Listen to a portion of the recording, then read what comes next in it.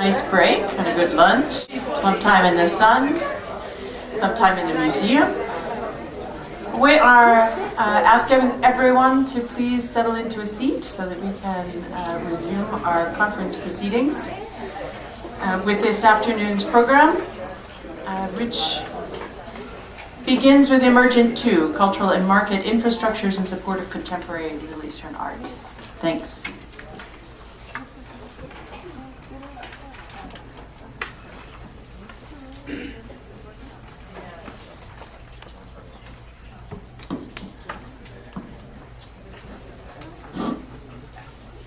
Hi. Thanks to all of you for being here. I might be the 10th person to thank Mariam and Lisa and Shiva and the Davis Museum at large for hosting us today and for serving as a platform for a very important discussion that I hope will extend beyond the bounds of this room and be ongoing. Sideways, I just saw the show and it's really beautiful, so I commend you guys. It's really an incredible diversity of Parviz's work. The question of infrastructure, thank you, and support structures generally is a vital one when thinking about how to sustain vibrant cultural production anywhere in the world. Infrastructure is literally the scaffolding and the foundation that of everything that happens in the arts. When it's not present or it's not healthy, everything falls apart. In and around the Middle East, we have a distinct absence of traditional arts infrastructure. So we don't have European-style sort of Kunsthalls. We don't have an abundance of art schools. We don't have an abundance of residency programs, etc. So this question, in this context, is more important than ever. And yet, if we all agree that the post-9/11 period was the moment at which there was a kind of rise in the visibility of contemporary Middle Eastern art, then we've come a long way. We have thriving nonprofits like Ashkel Alouane in Beirut, or the Townhouse Gallery in Cairo, the Cinémathèque de Tanger in Morocco.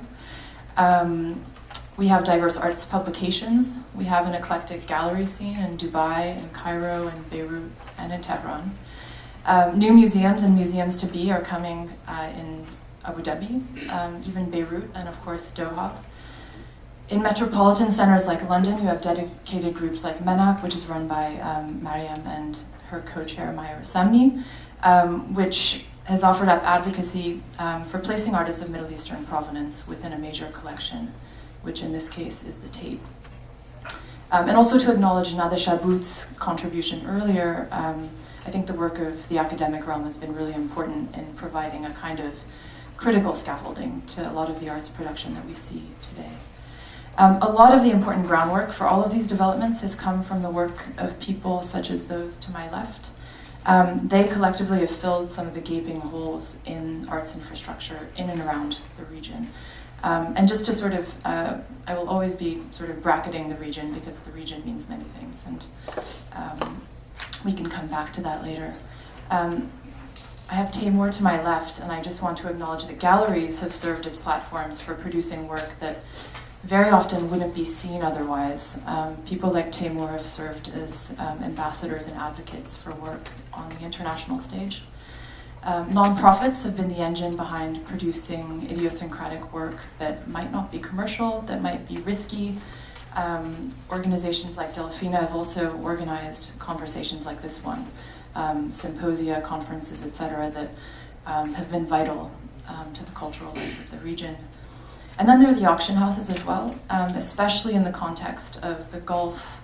The sort of traditional trajectory doesn't apply. So in many cases, in places like Dubai and Doha, the auction houses were kind of the first or the only show in town for a long time, until the art schools and the galleries came, etc. In this context, Christie's and Sotheby's have not only been tastemakers, but they've also cultivated a generation of new collectors, many of whom have gone on to sort of invest in other forms of intellectual capital, like Mariam, books, magazines, etc.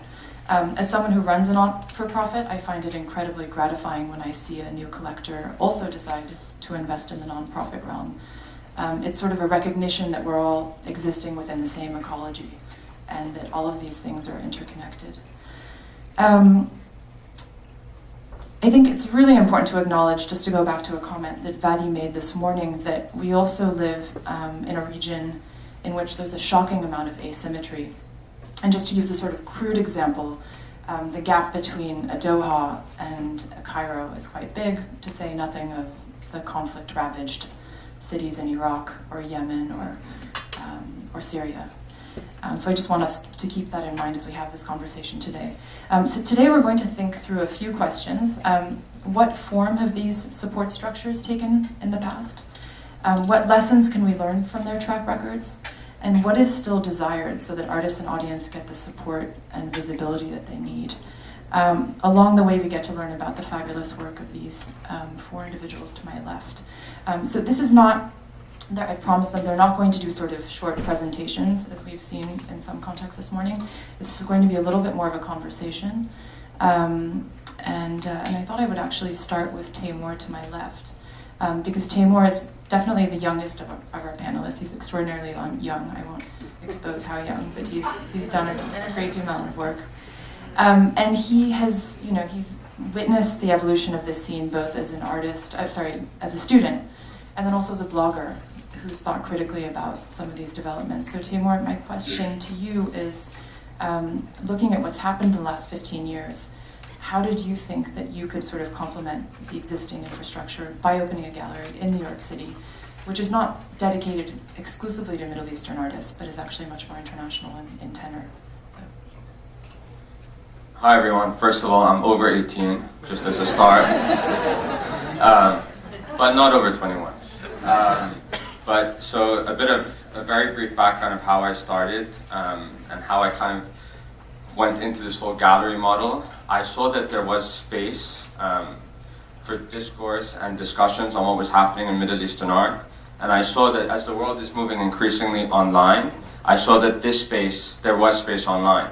So I started a Middle Eastern art blog called Art of the Middle East. I started it in my pajamas in my dorm in 2009, 2010. And this blog came about because I spent the summer in Beirut. Beirut's a lot of fun, but after a while you get burnout. So the 3rd month, I was there for 3 months, I started going around and checking out what the galleries were offering, what the artists were doing. And that was very exciting. And what I saw was incredible. So I went back to Boston and realized, I want to stay connected to what was going on in the region. I wanted to maintain a presence, and I wanted to share what was going on in the region. So I started this blog. I met some great people, great artists through this blog, and this journey eventually took me to my gallery a few years later, which I opened in September 2013. And I deliberately chose, the choice at the time was London or New York for a gallery. And I chose New York deliberately because I feel London as an art center is still much more international than New York. New York is still very inward-looking, very America-focused, which is fine. I mean, I guess London is closer to other parts of the world than New York. The U.S. is big and they have everything. But I found that New York specifically was very much still focused on American artists. So I saw that there was a space and a platform to show artists from different parts of the world, including the Middle East. And I'm half Lebanese. I grew up in Beirut. I got to know through my blog a lot of these great Middle Eastern artists. So an important component of my program is that several of the artists I'm bringing in are Middle Eastern, among others. Our current show, we have a West Coast-based painter now, for example. But we've done a lot of great Middle Eastern shows, including by an artist by the name of Hassan Hajjaj, who's going to speak after us. But I think it's important. This gallery provided a platform for a lot of artists. It was a risk, a lot of the artists I'm showing have never shown in the US and are not names that are known in the US. So it's a space where I'm able to take risks, and it's been a great space, and I've been able to take risks, and the risks have paid off. But I feel as more international artists start getting into the mainstream in New York through other galleries, galleries will start thinking that it's less of a risk to show unknown artists and to begin to look at what's going on in the Middle East, in Iran, in Africa. So I feel that the landscape is changing in New York. Even in the past year and a half that I've had my gallery, there have been some incredible Middle Eastern shows in the city. some major galleries now represent artists who have backgrounds in the Middle East. You know, Ali's with Speroni Westwater, Sharina Schatz is with Barbara Gladstone, Head Kahraman is with Jack Shainman. So this place that we're getting to is where Middle Eastern artists begin to enter the mainstream. Is an important place, and I see it taking place in New York now. And so it's an exciting place and time to be. And I think it's slowly beginning to open up to the rest of the world. Thanks, Taymour. Aaron, I've been the beneficiary, many of my colleagues, of the work that Delphina does. And Delphina obviously has a long sort of backstory vis-a-vis the arts in London, but then at some point you became more and more engaged in and around the Middle East. And I say in and around because you're based in London, which is an incredible platform from which to actually look east. And I just wonder if you can situate when you started doing that work and what you think is most important vis-a-vis, again, filling some of these holes in the infrastructure of the region. Thank you, Naggar, and thanks again to all the organizers and to Miriam. It's been a wonderful day so far. Glad to have all your attention after lunch and some sunshine. You probably can tell from my accent, I'm actually from Louisiana, not from London. The thickness will come through and through as I speak more and more. And I think it's kind of relevant to the conversation today because the relationship that London and the UK has to the Middle East is very different from America and the Middle East. The conversation in Europe is highly evolved, I think a little bit more sophisticated and balanced, as Taymour was kind of explaining in terms of the internationalism that you see in London versus New York. Growing up in Louisiana, my exposure to kind of the Middle East was very much kind of through newspapers, the television, Wolf Blitzer, when we actually had CNN, someone already name-checked him. But often it was not necessarily the most positive images of the region. And so I think that the exhibition that's here at Wellesley, as well as the last few major museum shows we've seen in the States, are chipping away at some of the ignorance about the region. And we only hope that the political infrastructure will eventually follow this. In any case, Delphina Foundation was set up in 2007, and in that period of 2007-2008, it was the engagement with the region was around potential and around speculation. It was a period when, in the Gulf in particular, you had this huge kind of rise of kind of commercial galleries. You had the first Middle Eastern artist, Farhad Mashiri, to break the $1 million mark at an auction in Bonhams. You had the art fair, Art Dubai. Well, it was not called Art Dubai that year, but it started around that time. Sergeant Biennial was becoming more international. The Marrakesh Biennial was finding its feet. It was a time of a lot of speculation for certain parts of the region. And at the same time, it was a period of isolation for many artists and also other institutions in the region who weren't profiting, let's say, from the rise and the economic boom that was in the Gulf. And so Delphina Foundation was set up during this period, and it was really important for us to focus on experimental practices and supporting artists to take risks. And supporting artists through residencies and public programs where there weren't many opportunities for them to be engaged in the West in a dialogue that wasn't about women, war, and religion. Because these are basically the three themes that were available often for artists to speak about, coming from the Middle East and North Africa at that time. Naggar mentioned 9/11 and how it was such an important and critical kind of point. And for us, this was also one of the fundamental reasons why the foundation focused on the Middle East and North Africa. We had the predecessor to Delphina Foundation. It was a space called Delphina Studios, which was ran for 20 years, had artists from all over the world, including the Middle East and North Africa. So in 2007 and 2008 was when we focused on the region. And this was this period when it was actually still difficult for artists to travel, to get visas, particularly to the UK, where we're located. So what we tried to do is actually create a conduit in many cases for artists to take part in residencies, to use them as a model for alternative education, as a platform for professional development, and also as a conduit to meet other institutions and other galleries as well. And through our work, we very much looked at how we could situate what was coming out of the region in an international context. So it's important to not ghettoize artists who are coming from that place, not to, again, we did very few programs that were about women, war, and religion, for example. And what we did was most important was forge partnerships with major institutions around the world, but particularly those in the UK. So we set up curatorial fellowships with Tate. We had a residency with the Serpentine. We commissioned artists with the V&A. We had the first artist in residence with Tate, actually. They've commissioned a lot of artists in the past for their different galleries, but not had an artist who was embedded in the institution and worked with the institution to actually find a solution that the institution was trying to tackle. And it was an artist actually from Turkey, Ahmet Ut, who developed a project called Asylum University, which was about engaging migrants and asylum seekers in the UK. And this project has now has found different manifestations in different parts of the world. So by networking artists into kind of the mainstream fabric of the UK, it meant that exposure for their work and also for exposure for what was happening in the Middle East just became kind of more amplified, kind of as it were. The opposite of amplification is things that happen quietly, and that's kind of the other aspect of what kind of I do at Delphina Foundation. I sit on many different advisory groups. I work with many different organizations in terms of supporting them to think about developing their work around artistic development and exchange. I sit on a board with Roxanne, actually, for Shabak, which is London's Festival of Contemporary Arab Culture. And kind of most importantly, we've used our influence as an organization to inspire other patrons to also support the arts across the region.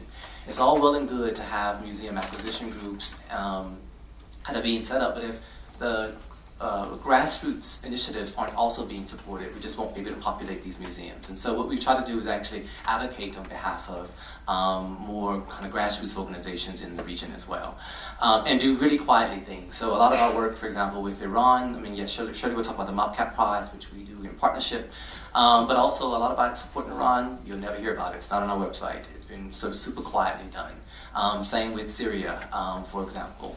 I think I'll end there because I'm taking a lot of time.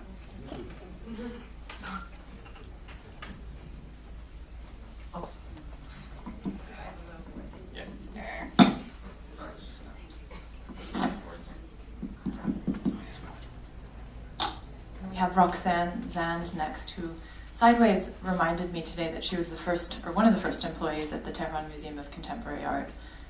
So maybe perhaps we can, if we have enough time, we can come back to the question of infrastructure historically in the region, because the Iranian case is actually a really interesting one. But Roxanne, I just wonder if you could, for us, recreate that moment at which Sotheby's got involved in the Middle Eastern market. It did feel like a little bit of a Wild West moment, and you were, again, you preceded a vibrant gallery scene, a vibrant educational system, etc. So what was that like, and what did you feel like your responsibility was vis-a-vis trying to build? Thank you. Yes, I really liked the phrase Wild West, because in a way I felt, by the way, I hope I'm interrupting everybody's naps right after lunch. But I promised Negar two things. I wouldn't hog airspace for too long, and that I wouldn't bar chart and zigzag you, because I could, my intern prepared all these figures and charts and how well we've done and, stratospheric profits and so on, but I'm just going to keep to the questions you asked me. I do have a few slides which are like top of the pops, in other words, like 6 images of the best, most fun, beautiful pictures. If we can get them, that's great. If we can't, that doesn't matter. But it really was a bit like the Wild West, in the sense that I'd come completely from the non-profit world, from Asia Society and British Museum, that kind of background, and the first employee actually at the Tehran Museum of Contemporary Art, I'm very proud to say. And I was hired, I don't know why, in 2006 by Sotheby's to go to Dubai and see where in the UAE we would set up an office. And when I arrived, there were 3 galleries, I think. There was the Majlis Gallery, which sold furniture, decorative arts, that kind of thing. There was a third line, the very beginnings of third line, if I'm not wrong, and of course Mona Hauser's XVA Gallery at the Bastakia. That was it. And I thought, where do I go and find things and so on? Anyhow, I remember the first event I went to with an art component to it was the World Economic Arab Forum, which took place in, I think, late November or early December 2006. And it was at that time that they had a little kind of half hour tacked at the end of the forum to do with arts. And somebody called Nadim Karam, who has now become a fast friend, was the only person to stand up and talk about the predicament of the Arab artist. And that's how it all began. And then over time, obviously, I must say, Art Dubai Fair has been an extraordinary kind of stimulus to growth in the region. And obviously Christie's, the sales in Dubai and ours in Doha helped bring media attention. Because don't forget what Parviz Tanawali said in a very important film that was made by Maryam Erfan for the BBC. I don't know, can I see any hands? Did anybody see that film? Thank you, Maryam Erfan's film. Parviz Tanawali was interviewed for that film, and he said, you know, I've been doing this stuff for 50 years. Nobody knew about it. It's only now that attention has come on our work to such an extent that I used to have a begging bowl, and today I have to change my phone number because there's so much demand for my work. So yes, there's been a huge evolution, and I think it's been a multi-partitional, if I can call it that. You know, it's an industry with many layers, and we, the auction houses, as the secondary market, we are indebted to the primary market, which is the galleries. Without the galleries, I mean, really and truly, if we do this, we don't do it deliberately. Auction houses are not supposed to commission new art, so to speak. It's the role of the primary market, of the galleries, to introduce artists and so on. We actually are a secondary market, an agent between a seller and a buyer. That's all we do. We're not an institution. So there is sometimes the misconception, particularly say in Iran, where I get called directly from a 20-year-old artist who has had maybe half a show, group show, so to speak, saying, I would like to sell something for $3 million, you know, tomorrow. So this happens. It gives rise to expectations and unrealistic situations. But, you know, it's an industry. The art market is an industry like any other. Very important to understand how it all works. I'm going to stop there, Negar. Roxanne. And Shirley, I just want to transition to you. And Shirley, the Magic of Persia started out as a very high-profile prize, and which brought a great amount of visibility to a number of artists working within Iran. And I've seen it transition over the years, in engaging in educational projects, also supporting other nonprofits within the region. So I just wonder if you could tell us a bit about how you've where you've come vis-a-vis your origins, and how you see the next few years as an advocate for artists working within Iran. Hi everyone. First of all, the Magic of Persia is the name of the charity. It's the big umbrella.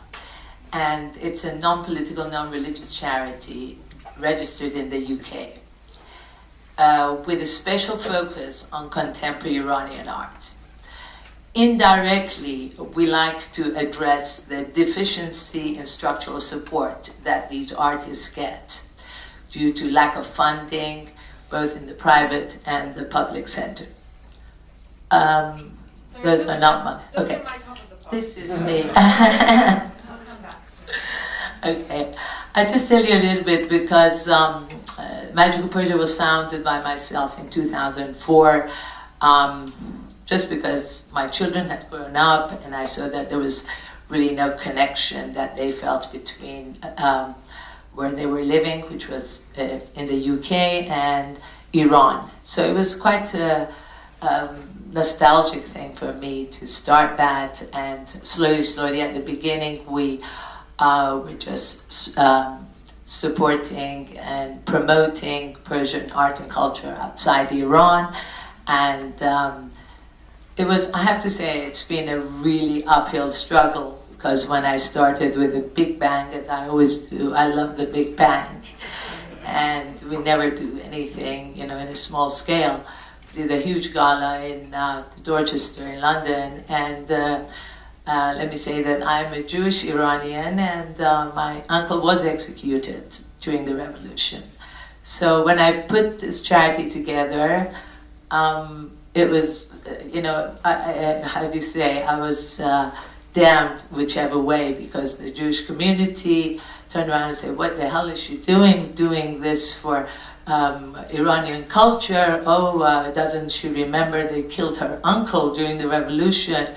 And then on the other side, I heard from the Muslim community, that Jewish girl is taking all the money and sending it all to Israel. So it was a real uphill struggle, but 11 years later, we're still here.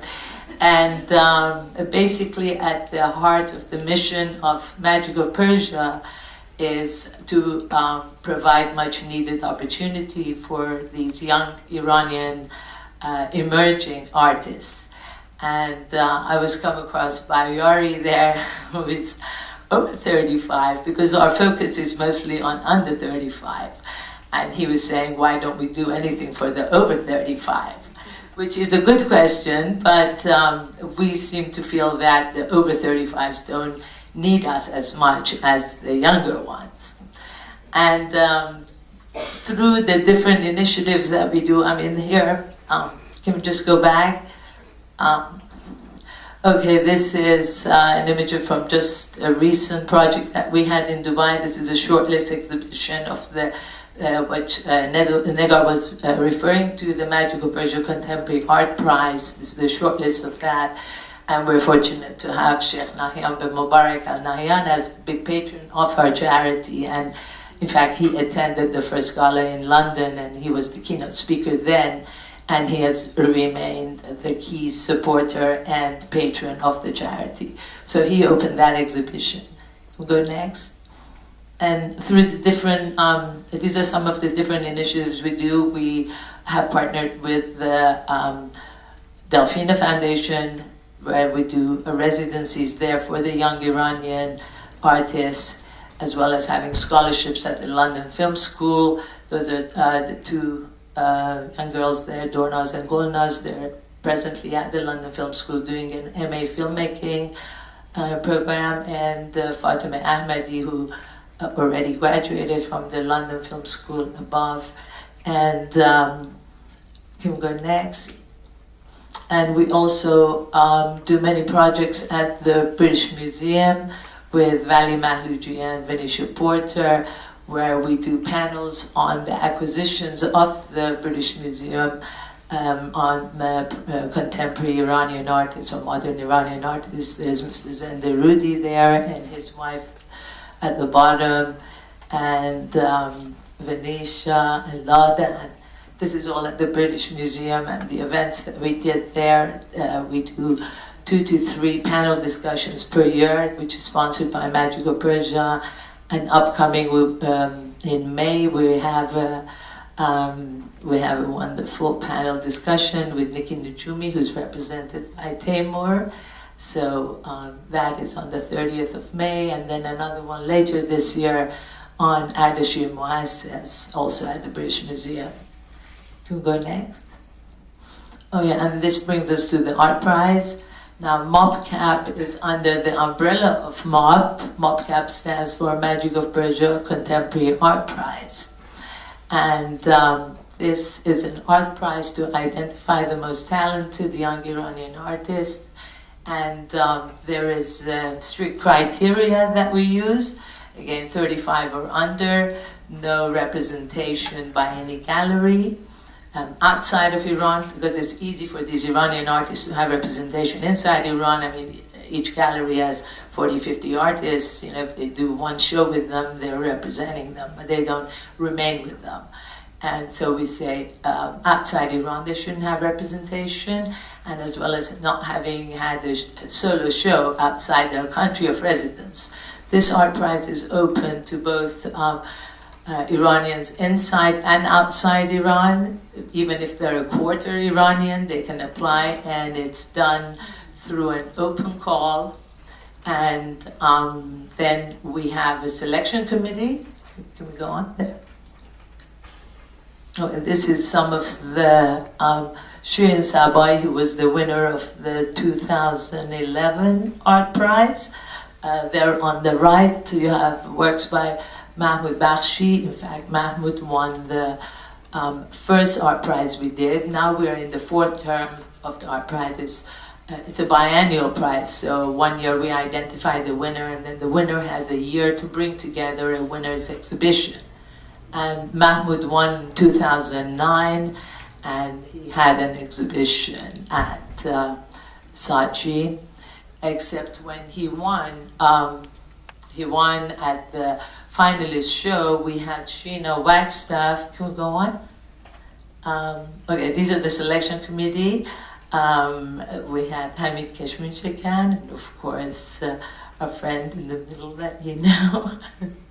And these are the selection committee of this year, and the ones at the top, Medio Farzin and Fechte and Hamid Severy, who were last term's selection committee. They come on board first and they go through 400 or 500 applications, and one of the things that we insist on, each artist will give a 3-minute presentation of their work, and they submit it online, because we feel that it's obviously very difficult to send the selection committee to see 400 or 500 artists. So the initial selection has to be made online, and so with the presence of that 3-minute video presentation, they can make a better judgment as to which artists they choose, and they choose up to 7 artists each. So we have a short list of 21. And of course, they have the hardest work to do, because a lot of this past term, for instance, every time there's 3 to 4 days allocated to the selection committee coming to London, and meeting of the minds and discussions and so on and so forth to come up with the shortlist. And at that stage, when we have the shortlist exhibition, the judges step in to make their selection of up to 7 finalists. And can we roll? Yeah, these are the judges right at the top. They're the judges of this year: Janan Alani, then Susan Babari, and Isaac Julian, Matthew Collins, and Andrew Patrazio. And then the second is, you probably know many of them, Reid Rogoff and Anthony Downey, Pam Sharifi, and Philly Adams, and Ziba Ardalan, and this last one, I can't see who it is. Yeah, Matt Collishaw, isn't it? Yeah, Matt Collishaw. Anyway, these are the judges, and at the bottom you can see we had Hans Ulrich as one of the judges in one term, and the Rokni and Ramin Harizadeh, Idris Khan, and Shiraz Hushiari. So once they make their selection, then the winner has 1 year to bring together the exhibition for the winner the following year. And in the past, we have only in the past year we have introduced a curator, which is especially dedicated to the winner for a whole year. And this time, what's her name? Mendel.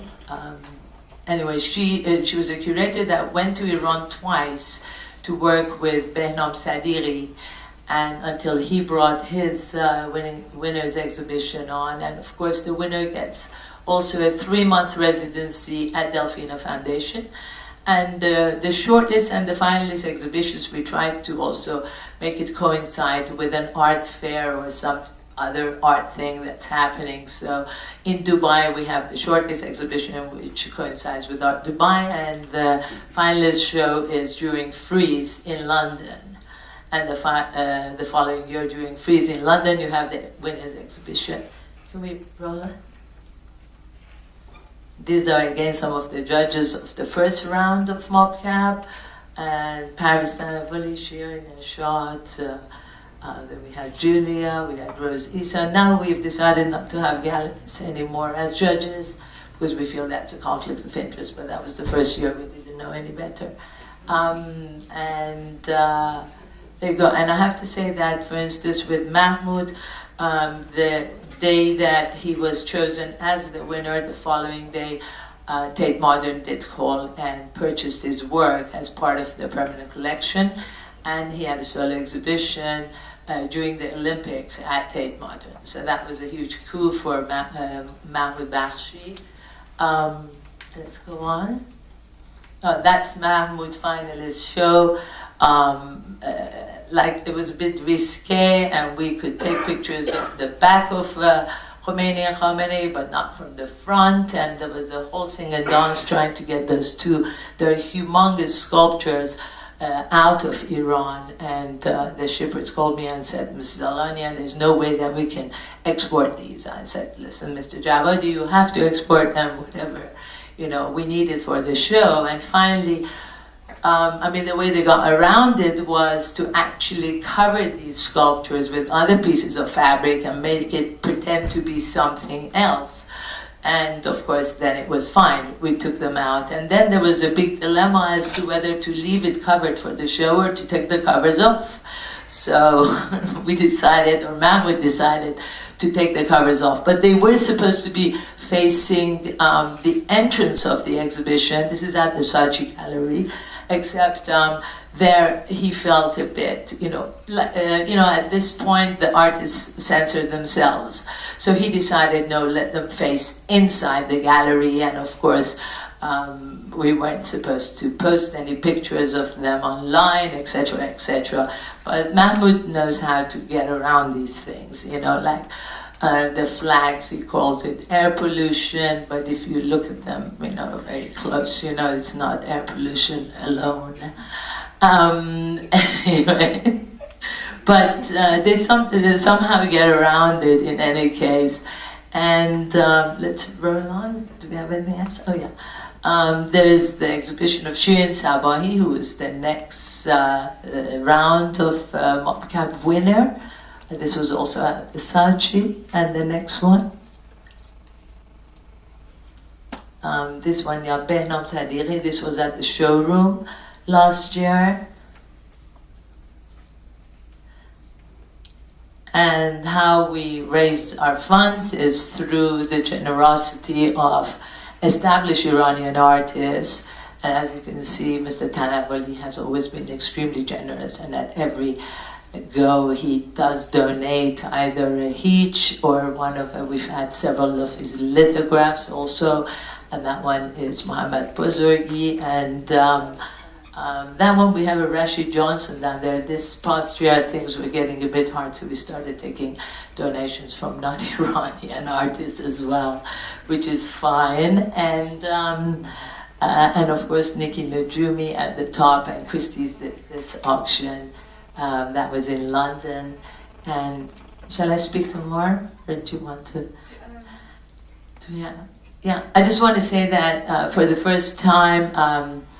We decided to actually venture outside the Middle East and the UK, and we did have an event in Los Angeles last September in collaboration with Sotheby's, and Roxanne facilitated that. And we had the Sotheby's space in LA, and we had a wonderful auction. We were a bit afraid to put too many pieces in the auction. These auctions are only by means of raising funds for the charity. And of course, in a way or the other, they set some sort of a benchmark for the market as well. But that is not the initial reason for that. And but it was amazing, to my surprise, how well received this event was, and how the Iranians living outside of Iran really took to this and really embraced it, because culturally, us Iranians, most of you will know, we are not very philanthropic, and but in America we found that there was great support for the arts, and we were afraid to put very expensive pieces in the auction, so we treaded very gently, and I think Roxanne would agree that everything sold very nicely, very well. And then in hindsight, I thought, well, I wish we had put more pieces in that auction. But it was just a testing ground, and we were very happy to go there. And I think we will again revisit the States for that, because the fundraising at this moment is becoming really very, very difficult. And especially in Dubai, we had our Dubai event on the 21st of March for Nowruz, and it was just very disappointing insofar as the funds that were raised is not going to sustain us, and because of the lack of philanthropy and the lack of corporate sponsorship, we feel, and individuals, you know, how many times do you go to Paris and I want to give you a piece? I mean, this time I was even embarrassed to ask Shirin Neshat for a piece, and I told her, I said, you know, every year I ask you for a piece, and without blinking, she always gives it, but, you know, one kind of gets embarrassed, you know, and you can't keep going back and back and back, and so we need some proper corporate funding of some sort, and now we hope that if these business with the sanctions, you know, lift a bit, perhaps then some bank would want to do business with the Iranians in Iran, and they would come and, you know, tap into our database and give us the sponsorship that we need.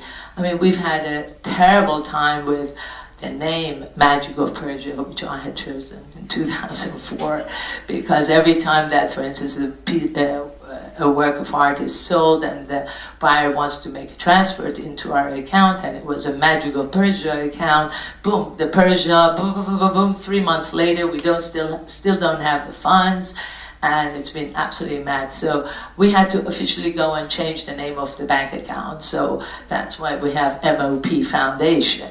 So everyone's asking, what is MOP? I said, we're in the laundry business now. so no more art. Not literally. So anyway, I mean, us Iranians, we're very creative. We make it work, and that's why we're here now. I did an interview at Manoto, and, you know, they asked me, you know, what advice do you give? So I said, the only thing I can say, na dore. And there is no in our language, you know, in my language anyway. So we hope that we will survive this one too. Thank you. And Shirley, to your credit, I think mobcap is one of the most catchy sort of rubrics that we do. It's good branding. You know, this came up quite a bit this morning, some of the pitfalls of using language like the region, the Middle East, Manasa, there's all sorts of variations, and those sort of essentializing tendencies. But then I look around this room and I think that there's so many people who've been powerful advocates for work from the region. So I have very mixed feelings about, you know, trying to stray from that language, but also doing, you know, to build on what Shirley just said, trying to cultivate new collectors and new patrons from the region, which is a huge challenge. And I just wonder, for all of your works, have you seen a second generation of sort of patron come to be, whether it's younger or just new people who've come and who are invested in some of your respective work? And if not, what can we do to actually cultivate that sort of... Actually, I'd love to respond to that, because I came across something very odd. In July 2013, there was a conference, which I'm sure a number of you will remember here in London at the British Museum. And Mr. Hamid Dabashi from Columbia, who was chairing that meeting, really sort of came down hard on hedge fund collectors, biennales, and the commercial side of the market, which actually gives a mixed message. Because on the one hand, we want to grow the market, we want to have more patrons and collectors, and on the other hand, the commercial part of the market is seen as the villain of the piece. And this doesn't work well. You know, the biennales are very important for experimental art. The hedge funders and the gazillionaires are very important for supporting the market. You know, and if you look back to the 16th century, if it weren't for the great patrons, the Medicis, whether it was, you know, at the court of Jahangir, if it weren't for the great patrons, the great moneyed patrons, we wouldn't have the extraordinary art that we have. So we really must cease to look at the collectors as villains of the piece. And the artists have as much right as accountants and bankers to live and make a living. So let's cease to look at the commercial part of the market as the evil. That's the standard Hamid Dabashi line, so I'm not surprised. So Delphina Foundation was actually set up by an individual who's called Delphina. She's 88 years old. She supports 50% of our budget. The other remaining we fundraise through partnerships, through individuals, through other foundations and other trusts. Over the last few years, I've slowly seen a new crop of patrons who have come forth to support our work. These often tend to be younger people. So they're in two camps. So actually we have a younger group of patrons who are supporting us, but also kind of the older, more sophisticated patron, who have in a way have been through the system. because as it were, they understand the importance of supporting an artist in their journey, in their career, because you can't stamp, a patron's name onto the forehead of an artist, because we don't have, in a sense, the outcomes and where you acknowledge patrons are very different for residencies. It's a different kind of outcome. But I think, Roxanne, your point is really important. Actually, we started to look at this as well. How can you use kind of commercial platforms to amplify your work as a foundation?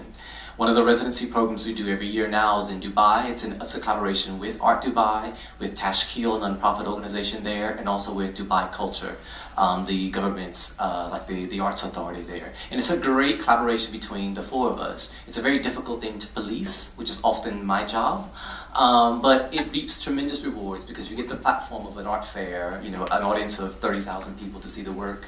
You also have the support network of local artists, and it's embedded in filtering into an emerging art scene, which is very important. Taymour, do you have anything to say? Sure. I deal more with collectors and patrons, but what I've noticed, and the similarities with both, because a lot of collectors in the end become patrons.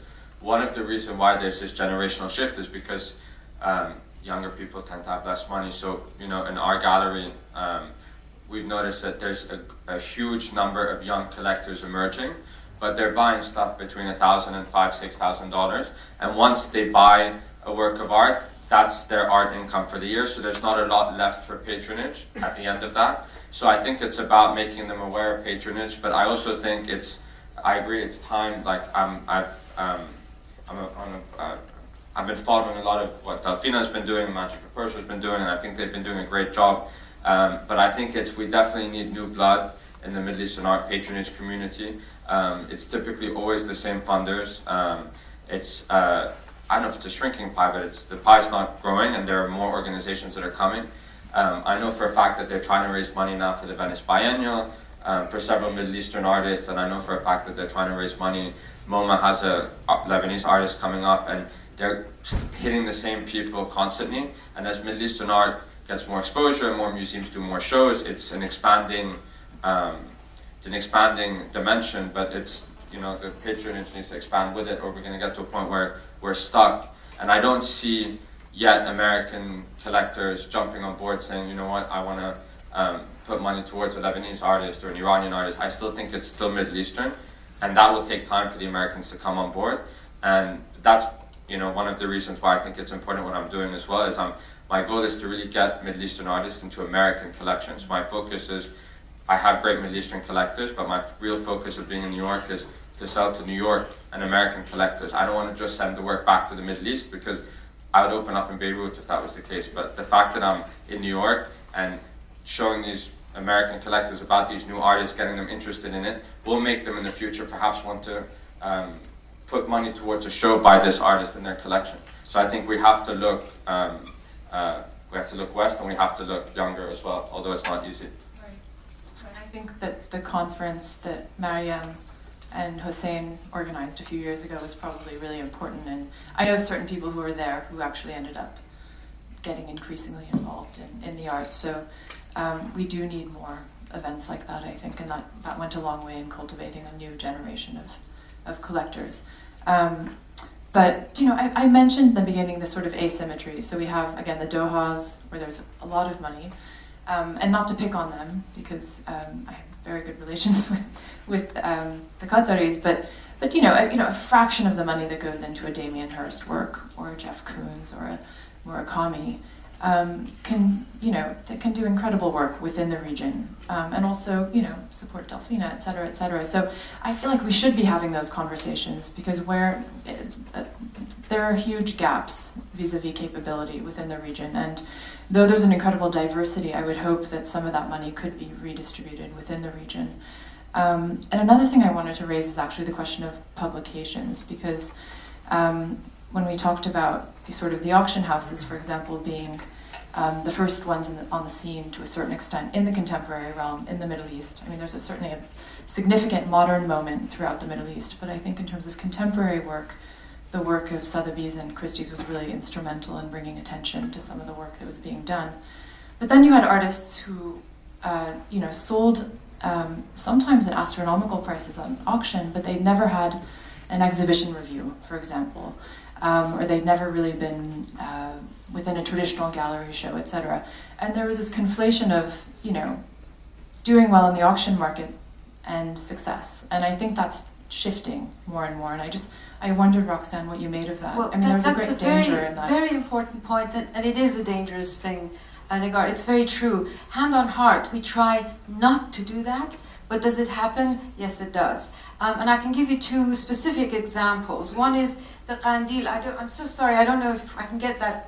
Anyway, there is a Saudi artist, Qandil, who did extraordinarily well, quite out of the blue, not being very well known, not being written about. That's it, Qandil. And then earlier than that, Dubai, I think about 3 to 4 years ago, Afshin Pir Hashemi suddenly had an extraordinary result. And again, that had not been an artist that was well known. If you would like me to give you an explanation why that happened, honestly, I'm at a loss to know, for example, why Qandil did so well. I think his art is accessible and the Saudis decided to spend some money in that auction. Sometimes it's as simple as that. But you're right, it's not a healthy pattern. And really and truly, the industry should go forward, as we've said, the procedure of artists being first shown by galleries and art fairs, being in institutions, being written about, and then having a particular pricing. Can I just say a little bit? One of the things that we've been doing a lot with our residencies is supporting curators as part of this process as well, and also supporting research around different practices emerging from the region, but also how it intersects with other parts of the world. It's always important to look at the two things in parallel. For example, we just launched an initiative to document performance art from the Arab region as a new initiative, which will take place this summer. There will be 2 exhibitions, but it's a long period of research and we'll look at different histories in relation to performance art and also other international contexts at the same time. So again, going back to what the residencies can feel in terms of a space, is actually creating kind of this opportunity for research and all proper documentation and the kind of grappling with archives as well. And also to think about how that can be placed within an institutional context as well. So again, some of our partnerships have been with major institutions in the UK and trying to also help to underpin kind of their knowledge about the region through the residencies, either in the Middle East or in the UK. But I mean, I think there's a huge gap around kind of arts criticism and around research that we need to really also plug in at the same time. I think Nada also raised the same point in her call-in earlier today. Just also curious, I mean, Vadi's contribution this morning sort of alluded to the work of the Iranian government in the 1960s and 70s and building, you know, a very vibrant arts infrastructure. So whether it was in helping to produce children's book through Kanun Parverish, or launching, you know, up to 9 museums, the Tehran Biennial, international film festivals, and the Shiraz Festival, etc. And I just wonder, you know, I think there are a lot of lessons we can learn from the Iranian example.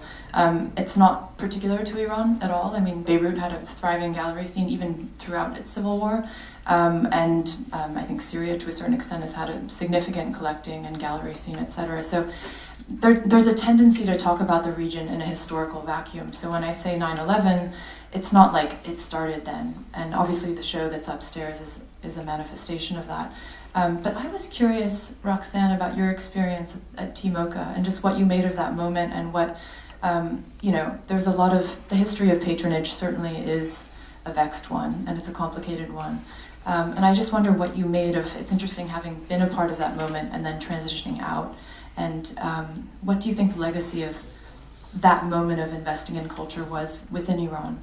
I have to say I was fascinated when I arrived in Dubai in 2006 because as one of the first employees at the museum, I was obviously very blessed to have a very enlightened museum director and of course the patronage of Her Majesty the Empress Farah, who really was behind so much of the evolution. But then, you know, what was happening was in the Gulf, the same phenomenon was happening 30 years later, in the sense that it was the royal families taking the lead. And you know, when I was first hired, I was a bit of a moulinex. I did everything. You know, if Conrad told me to shred paper, I would do it. If he told me to find a photographer, I would do it. And I see the same phenomenon at the Abu Dhabi Museum authorities. You know, at first Rita Aoun was doing everything. Now she's got a few assistants and so on. But it's almost as if the same pattern is being unfolded many years later. But of course, the rate of progress is much quicker. So what took X number of years in Iran to come to fruition to a certain stage has come very, very quickly in the Gulf.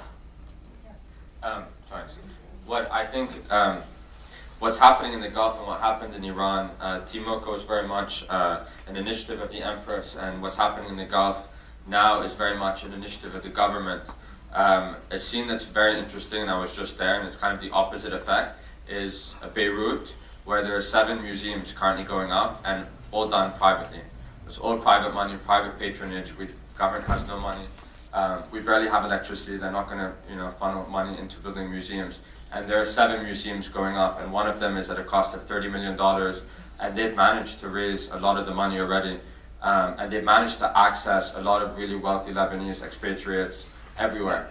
And I think Beirut's a very interesting model because they're doing it without any government help, and it's kind of going the opposite spectrum of what's happening in the Gulf. But I just think it's an interesting, not a counter-argument, but how things are working the other way, how it's very much private in Beirut, where it's in the Gulf, and previously in Iran it was very much government-led. And I feel if the government's neglected, like ours has in Lebanon, for so many years, the arts, people just, at some point say, you know what, they're never going to do anything, so we might as well take it into our own hands. So I just thought it was an interesting counterpoint. I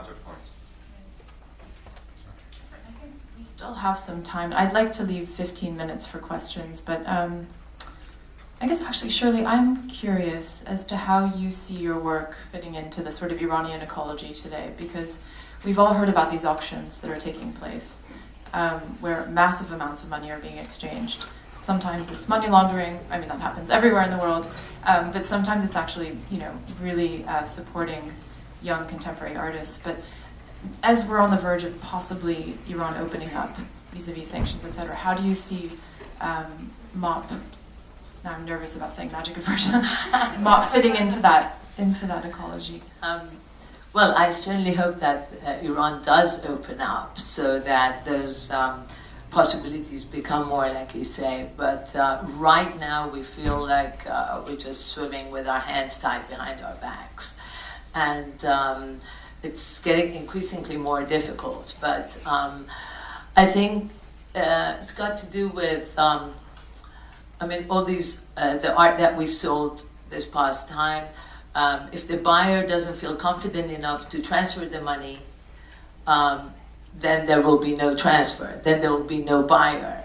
But as long as Iran does open up, then the whole world will open up. Now I'm looking into all sorts of other ways, like I was in Baku last month and I'm like, oh my God, there's so much money here and there's no art. We went to the museum that Zaha Hadid had designed and there was no art.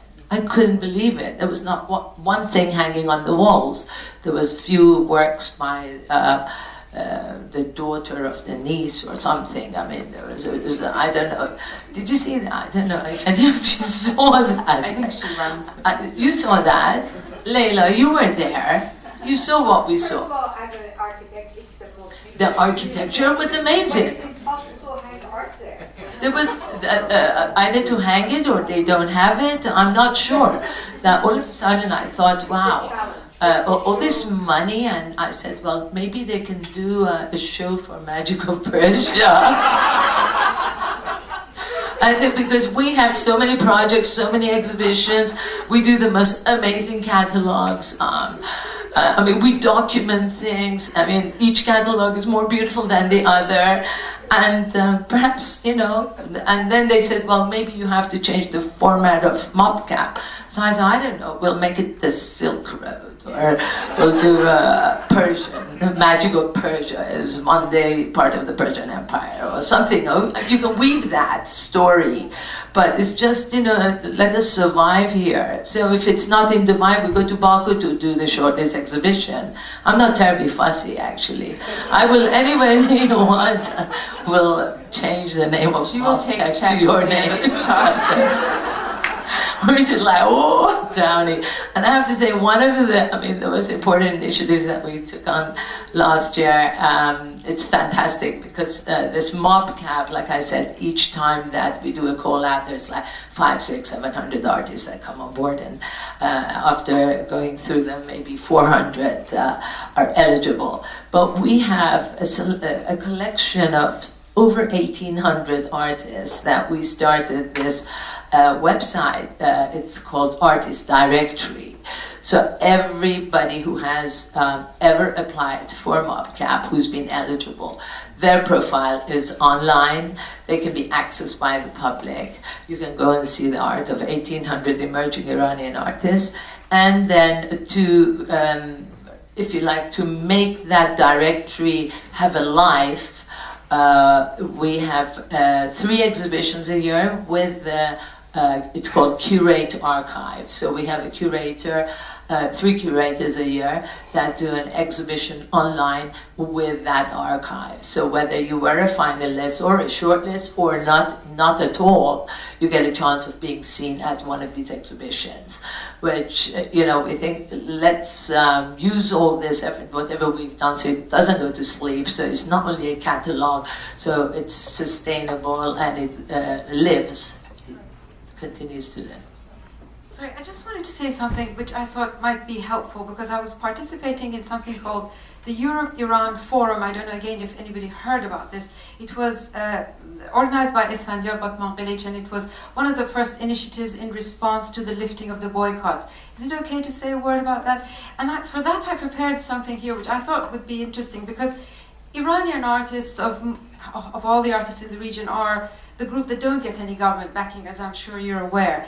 When I first started in the auction world, the balance of the composition of sales used to be about 70% to 80% Iranian art, and then about 20-30% Arab art. The balance has now shifted completely to the reverse. And although Iranian artists still carry the values, so to speak, at the top, there is this sudden shift. And I think just having a more equitable balance, whether it's Arab or Iranian, would be the right thing. And I think if the boycotts, at that particular presentation, I said that if the boycotts were lifted, there would be 5 or 6 points for the future. One would be government investment in the artist. The other would be, obviously, as we've said, the increase in the role of patrons and collectors. The third thing would be the separation of institutions and academia from the private sector and art commerce. This is so important for the academic and institutions to have independence. The other very important thing that will happen is that right now there is a dual price structure. There's a price structure for Iranian art outside of Iran, and there's a price structure for Iranian art inside Iran. And if the boycotts were lifted, we would have a far more transparent and proper market. And then obviously the ability to be included in international art fairs. Bear in mind that about 55% of the art trade takes place in art fairs. And do you have any idea how many Iranian artists are unable to be shown or participate in art fairs? So for that reason, we're missing out, well, Iranian artists, so to speak, in big time. And then, of course, we have the domestic auctions. Don't forget that there are auctions in Tehran. They would then be able to reach out to a global audience and engage with the Iranian diaspora, which they can't do right now. And then the one-way traffic of exported art would be transformed into an enriching cross-cultural dialogue. So I thought these sorts of, and of course, with sanctions lifted, there'd be far more institutional partnerships because of the ease of, so I thought it might be interesting to think that there would be great benefits involved.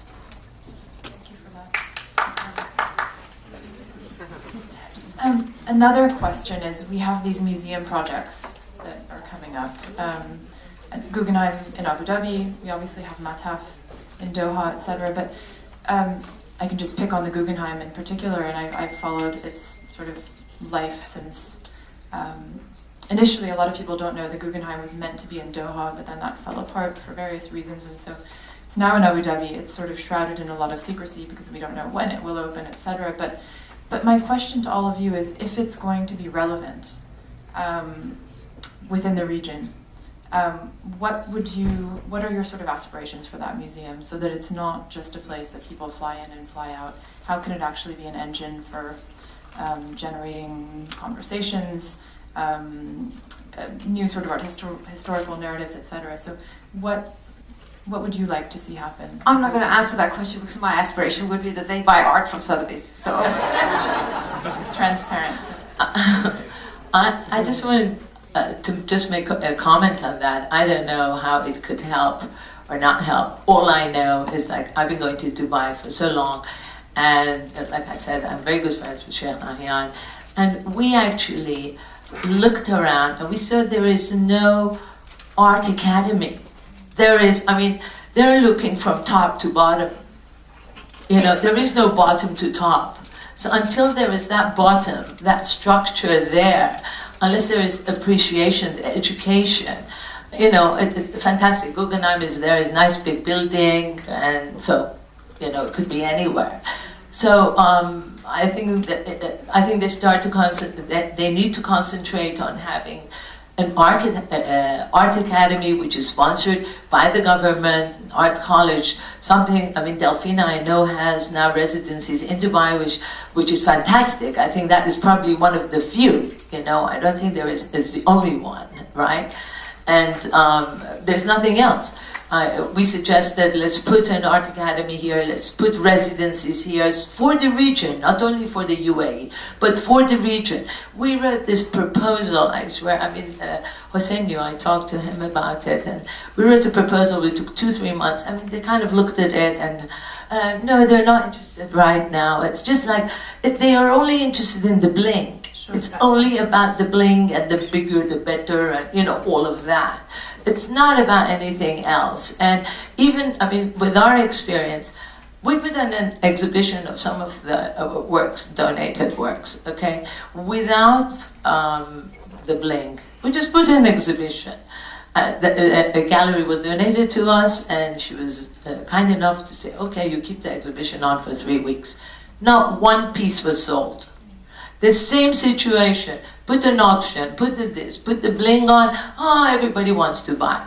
And that's not only unique to the UAE. In Iran, I was talking to someone, they said, oh, Fridays, everybody goes out to the galleries to do art shopping. I mean, we don't do that. I mean, there's no thought here. There is nothing. There's no bottom to top. There is just, oh, well, instead of playing a game of tennis, we go and buy art Friday afternoon. So, you know. De-blinging is very important. Sure. Yeah.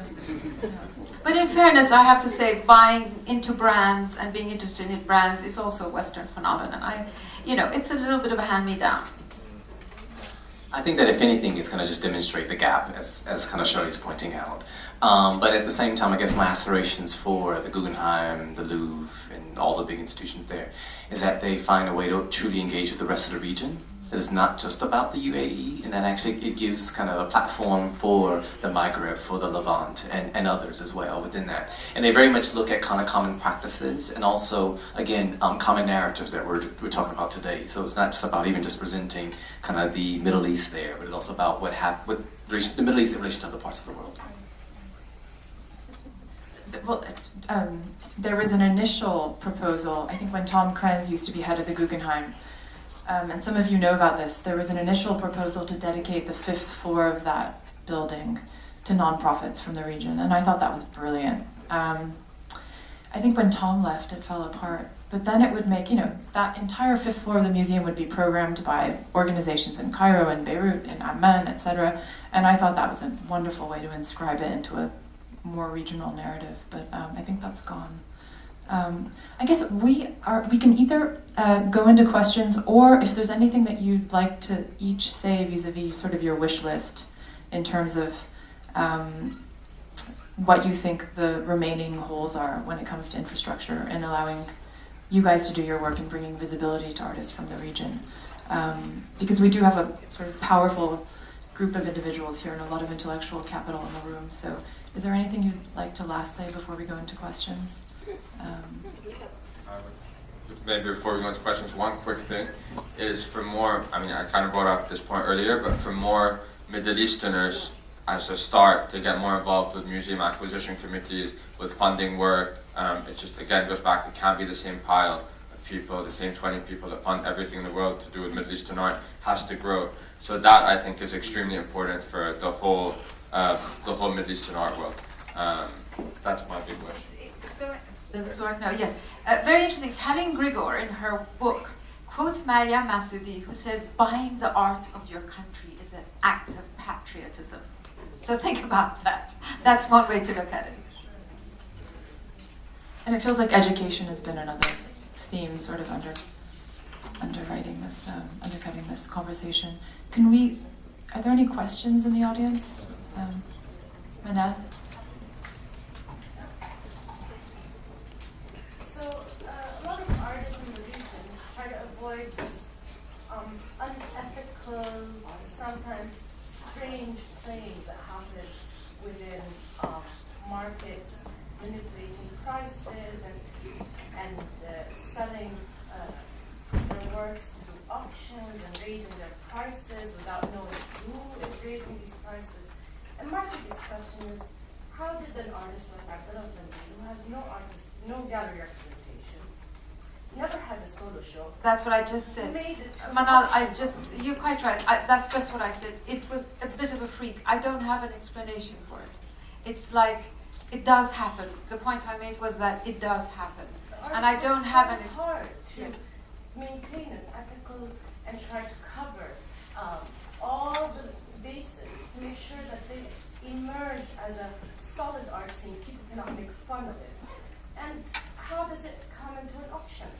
Well, we do take, I mean, he has had exhibitions before, and we do take as a secondary market, but you're quite right. Even we were surprised by these. Just to clarify on this point, sorry to jump in, but, you explained perfectly well that the freak event that could happen, someone's cousin was in the room, they met the Saudi, wanted to get it, no problem. But how does it actually, what are the decisions that filter the artists that will be shown at auction? That is where the issue of sort of the fine line between sort of recognizing, acknowledging tradition, trajectory, and community approval of certain artistic practices in the region prior to them being exposed to the market.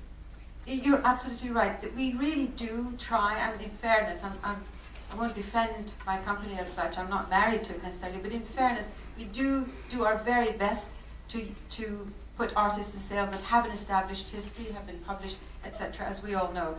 But once in a while, we add what we call a strategic section. It's like the marker in Art Dubai. So we have, for example, a group of Iraqi artists, or in this case, it was a group of Saudi artists. And so, I mean, and it had been shown, but we were also equally surprised, like you, that the price went where it went. We're taking a risk by having a few fresh Saudi artists. But I take your point, Manal. But can I actually answer a little bit that question, because we've seen this happen over and over again at auction, whereby a group of investors get together and unethically buy a group of artists by an artist and then put it in auction. And I'm not blaming the auction houses, because sometimes the auction houses are not even aware that this is happening. But what happens is they give a Zendurudi, let's say, they give a Tarabli, they give a Mushiri or whatever, and then they put a new artist that they've invested in, and the auction house, because they are getting the other works, will take that one artist's work, and then they bid it up, very unethically, bidding against each other, and take the artist's market up, and it actually destroys the market of the artist. I remember pre-2008, they did that with Gregorian, a collector went and bought 12 works, and then put one in auction. Gregorian had never fetched more than $15,000 to $20,000 in auction, and then he bid it to $220,000. Well, the market crashed, and then it took us forever to build that market slowly up again. But it really hurt the artists. And I was having a talk with Ali Banisab today. I said that basically his market has gone up very healthily, but he's not played into that. He has 3 great galleries, but they slowly have built his market up, and he has not been, he's not fallen into that game. His work has not been overly given to the market, and the quality has just remained tops. So it's very dangerous when these young young artists come in and somebody gambles on them. Yeah, it's not even in our interest, because don't forget, Sotheby's is a public company. We're audited, we're regulated. I mean, I can't speak for the competitors, but if we're caught, so to speak, ourselves manipulating the market, it's not worth our while. Been inscribed into a larger regional conversation about art in some ways. So there's a lot of sort of patriotic buying, people buying their cousins, as we talked about earlier, etc. But I find it really actually exciting that they're not inscribed into the larger international contemporary art world, and they have their own taste and sensibility, etc. So Egypt is a country that I know more than others. And you see that in pockets. I'm sure it happened in Syria before Syria fell apart, and Jordan as well. I think in the last 10 years we've seen some of those artists sort of working in the international idiom reach the international stage, and they don't have a conversation with those local collectors. And I think I have a friend who works at an auction house in Cairo, and she finds it very difficult to find Egyptian collectors who want to collect contemporary art that might make sense on an international scale. They're more interested in those sort of local modern investors. So, is this linking to the non-existence of the bottom up? Are there pointed lights that are? I'm not aware. Well, I mean, I think on a patronage front, I think the thing that I've been kind of inspired by is see the last 2 years how groups of individuals have been coming together to fund artistic kind of outcomes. So, for example, in Turkey, there's a group called Saha, which are a group of individuals who each contribute 5,000 euros. There's 60 of them. There's 300,000 euros. They have 4 businesses who contribute 25,000 euros. They have 400,000 euros to spend every year, mainly to promote Turkish art abroad. But now they're also supporting initiatives in Turkey. Again, this is in light of a lack of government support. In Saudi Arabia, you have the Saudi Arts Council, which again is a group of individuals who are now calling themselves an arts council, who are delivering exhibitions and workshops there. So to me, like that could possibly be kind of the next way forward, is individuals coming together with small sums of money and trying to do big things. Also, to move just a bit towards North Africa, in Morocco, there's the Marrakesh Biennial. There's also the Cinematheque Tangier, which Ito Barda started. In Algeria, in Algiers, amazing artist called Zinab Sadira started a residency, an arts residency school, Aria, there we go, which is great, and a lot of international artists are coming and doing residencies there and teaching local artists about their practice and what's going on abroad, and they do, they send Algerian artists. There was a show in London at the Delphina Foundation, so there's stuff going on all over. Now with what's happening in Iraq and Syria are a bit, not much can happen there at the moment. But there are things happening all over, but not a huge amount. But I would add, in the case of the Cinematheque in Tangier, for example, most of the funding comes from Europe, and so it's been a great challenge for them to cultivate local funders. And I think Saudi is an exception. But question in the back. Yes, no one has mentioned new technology that is coming out, and I'm wondering if you see any future for the models of Patreon, which is growing really in leaps and bounds here. For those of you who don't know, it's a place where on the internet where patrons can actually go and support artists directly, so there's no gallery. It is never looked at as exclusive of, because they will lead to galleries. But there's Patreon. There's also been some very successful Kickstarter campaigns. And I'm interested in having you comment about, particularly for places that are so difficult to reach, Africa and the Middle East, if you see any hope in how that might impact patrons in the future. Certainly in the auction houses, we very much welcome what's happening on the internet. We don't see it necessarily as competition. They take a sector of the market that we don't necessarily deal with, as sort of the lower value, and I don't know how many people here know, but Sotheby's has now gone into partnership with eBay. So we are actually engaging with the online, and of course we've got the auction room in London. There are various online auction mechanisms, and we think this all forms part of the jigsaw puzzle that makes up the art market, and it's a good thing. We actually did a very successful Kickstarter campaign in collaboration with Art Basel, which launched a big initiative to support organizations with visibility for their own pains. And I think crowdfunding isn't interesting. I mean, it doesn't work everywhere, and of course you have to have knowledge and an interest about it. For example, probably wouldn't work in Iran just because of credit cards and the sanctions and everything. But for us, it was very successful in terms of building a community for your work. And I think we've been talking a lot about the art market and sales, but let's also remember that a lot of art doesn't necessarily happen in commercial spaces. It happens in communities and in schools. And a lot of that activity is completely kind of unfunded. And so this is where actually crowdfunding can make a significant difference, because we're talking, $1 to $100 to $1,000 can be contributed to make something big happen with really small sums. The project I talked about in terms of performance art from the Middle East is a project that we got supported via our own Kickstarter thing, but it's also a lot of work. Yes. Oh, wrap up. Oh, sorry. So thank you to all of our panelists. I think that we just sort of scratched the surface with some of these questions, so I'd hope that this conversation can continue far beyond today, and thanks to all of you. Thank you.